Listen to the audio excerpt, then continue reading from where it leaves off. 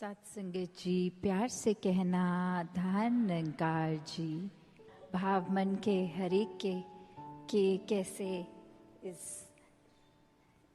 जीवन में ये परमात्मा की प्राप्ति, ये उद्देश्य, तो एक वो जो रूप भी from the last few days that we've witnessed the NYS, and the reason it wasn't just there as a point of entertainment or any other factor, but just that we could connect better with this Nirakar, because a lot of times that हम जब भी संगत भी आते हैं अगर, तो एक ये मन में बात आती है कि शायद किसी से कुछ क्लैरिटी रूप पूछना है, कुछ और मन के भाव, तो वो एक ये प्लेटफॉर्म, एक क्योंकि जो यूथ है वो कैसे आगे मिशन को भी लेके जाना है जहाँ, तो खुद को पहले पूर्णता से इस के साथ या आइडियोलॉजी के साथ अलाइन करके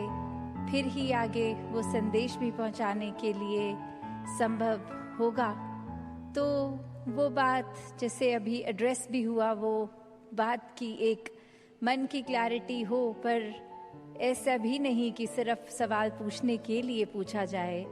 एक वाक्य ही अगर वो मन में कुछ सफाई है, कुछ चाहिए स्पष्ट होना, तो वो बात जहाँ, और अगर हम वो बात अपने जीवन में भी देखें इन जनरल, कि a lot of times when we feel that someone said something about us, it could be just a made up story. It couldn't have actually been the fact that somebody's spoken so harsh about me. But then why do I still believe that? Though I wasn't present there, it's just whoever has told me could have had any vested interest in telling me that कोई भी वजह से किसी ने किसी के बारे में हमें ऐसे कहा कि एक व्यक्ति विशेष ने आपके लिए ऐसा सोच रखी, तो हम एक मिनट में भी मान जाते हैं वो बात। फिर हम अपना ओपिनियन उस इंसान के लिए वैसा ही बना लेते हैं कि ये जो बात सुनी है ये ऐसा ही हुआ होगा, और हम कभी उस इंसान से फिर वो सफाई भी नहीं मांगते हैं। हम पूछते तक नहीं हैं कि क्या वाकई ही एज अ फैक्ट आपने ऐसा कहा, और अगर कहा भी तो वो बात उत्पन्न कहाँ से हुई, हम उसके बारे में बात कर लें। पर इंसान की फितरत की उस इंसान से तो बात नहीं करेंगे, उसके पीठ पीछे उसके बारे में औरों से करेंगे। तो इस तरीके के जीवन से एक अपने जीवन का सुधार नहीं हो पाएगा। जैसे एक शायर ने भी बहुत खूबसूरती से लिखा कि गलत फहमियों से भी ख़त्म हो जाते हैं रिश्ते, गलती हमेशा कसूर की नहीं होती। कि अक्सर ये बात ज़रूरी नहीं कि कोई गलती ही हो, एक कसूर अगर किसी का है, एक वजह, वो गलती नहीं, पर वो हमारी ही सोच, हमारी ही परसेप्शन, हमारा ही नज़रिया किसी को गलत देखने के लिए। और फिर एक वही भाव कि अगर हमने किसी को दोषी करार दे ही दिया है, एक हमने डिसीजन बना लिया है, तो फिर चाहे फैक्ट कुछ भी हो हमारी नज़र में, तो वो इंसान दोष के लायक ही है। हमने खुद ही उस इंसान को अपनी नज़र से गिरा लिया, चाहे उसने कुछ ऐसा किया हो ना किया हो। उस टाइम हम अपने दिमाग को, इस चेतनता को, ये रैशनल को भी नहीं एक सामने रखते, बस हमने सोच लिया तो हकीकत ही बन गई वो हमारी। तो अक्सर संसार में इंसान अपने बहुत सारे ऐसे सत्य बना लेता है। We manage to create our own truth, even though if it's not fact-based. तो कैसे वो सच्चाई हमने सोच ली, वो कल्पना कर ली, तो वो एक हमारा ही नज़रिया, वो माय वे और द हाईवे वाली बात कि जो मेरे सोच है वही सही है, औरों की राय मैटर नहीं करती, औरों का तरीका मैटर नहीं करता। तो ऐसी सोच अगर है तो हमारी ग्रोथ कहाँ है उसमें? एक जीवन को फिर हमने इतना ही अपने आप, अपनी ईगो से भर लिया, अपनी सोच से, अपने माइंडसेट को ही एक सही मानकर, तो कैसे इस जीवन में जब जिएंगे तो वो माया रूप यहाँ पे हावी होगा। क्योंकि when we are so full of ourselves, तो हम लर्निंग कहाँ से करेंगे, जबकि इस निराकार, इस दातार ने तो हर जगह इस कण कण से शिक्षा लेने का एक रूप दिया है।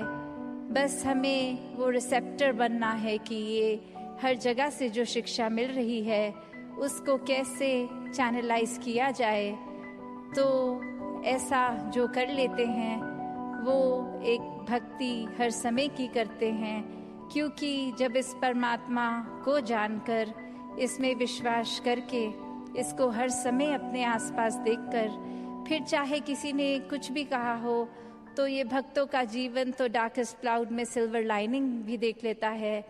एक बिना गुण की चीज में से भी गुण निकाल लेते हैं।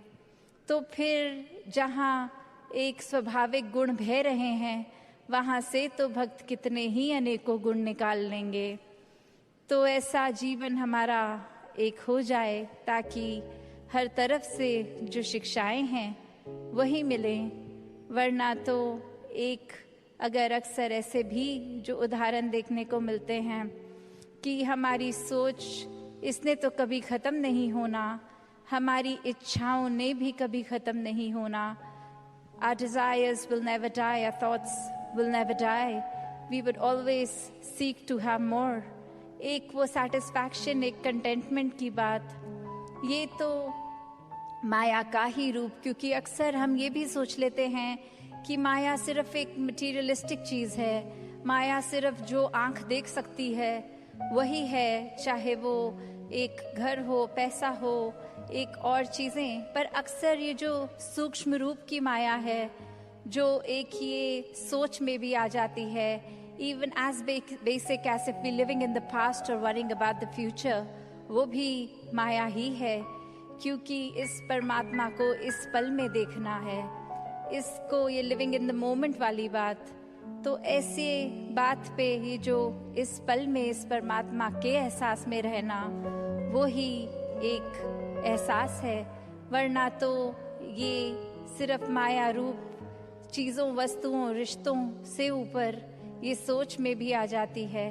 तो कैसे एक ये वही बात हो गई, जैसे एक कहानी भी है कि एक इंसान, उसके एक थोड़े से कुछ लोग मिले और आगे वो इंसान सारे जा रहे हैं, कहीं रास्ता खराब है, तो वो एक डिसीजन बनाते हैं कि will go ahead as a group, ताकि कोई बात है भी तो इकट्ठे कोई वो रास्ता आराम से निकल जाएगा। और फिर वही वो बातें चल रही हैं जहाँ हर कोई अपने जीवन के बारे में बता रहा है, अपने डिज़ायर्स, अपने गोल्स। एक इंसान उनमें से जो बहुत ही सूझवान, संतमति वाला, उसको एक कुआं दिखता है और वहाँ एक बाल्टी जिसमें से वो उस कुएं में से पानी निकाल सकते हैं। पर वो देखता है कि ये बाल्टी का बेस तो टूटा हुआ है, तो एक वो बॉटमलेस बाल्टी हो गई। तो वो इंसान वहाँ रुककर प्रिटेंडिंग टू बी थर्स्टी, वो उसकी प्यास बुझाने के लिए पहले उस बाल्टी में से जब पानी निकालता है, तो जब तक तो वो बाल्टी पानी के अंदर है वो भरी हुई दिखती है। पर जैसे ही वो वाटर के सरफेस से ऊपर उठा ली गई, अब उसमें पानी कहाँ टिकना था। पर वो बार बार ये कर रहा है और बाकी के लोग देख रहे हैं कि ऐसा क्यों किया जा रहा है। और वो कह रहा है कि नहीं, अब मैंने ये ठान ली है बात कि जब तक ये बाल्टी को भर के मैं इसमें से पानी नहीं निकालूंगा तब तक घर नहीं जाऊंगा। तो अब ये फूलिशनेस साउंड कर रही है बाकी आसपास वालों को, और वो कह रहे हैं कि ये पॉसिबल ही नहीं है, आपने ऐसा एक गोल क्यों बनाया है जो अचीव ही नहीं हो सकता। तो और ऐसा करोगे तो हम सब तो आगे निकलेंगे, आप अकेले ही यहाँ रह जाओगे। तो बात वो समझाने की उनको फिर यही कहता है कि शुक्र है you bought this point up, क्योंकि हम सबको पता है ये बॉटमलेस बकेट है, इसको भरा नहीं जा सकता। तो हमारी सोच, हमारा मन भी ऐसा ही बॉटमलेस है ये डिज़ायर्स भी आएंगे, ये एक इच्छा की पूर्ति होने के बाद दूसरी ने भी आना है। तो हमें एक, अगर हम उस भरोसे रहेंगे कि एक एक चीज़ आती रहे, उसको चेकलिस्ट में हम टिक करते रहेंगे, तो हमारे ये मन में और चीज़ें आनी एक बंद हो जाएंगी।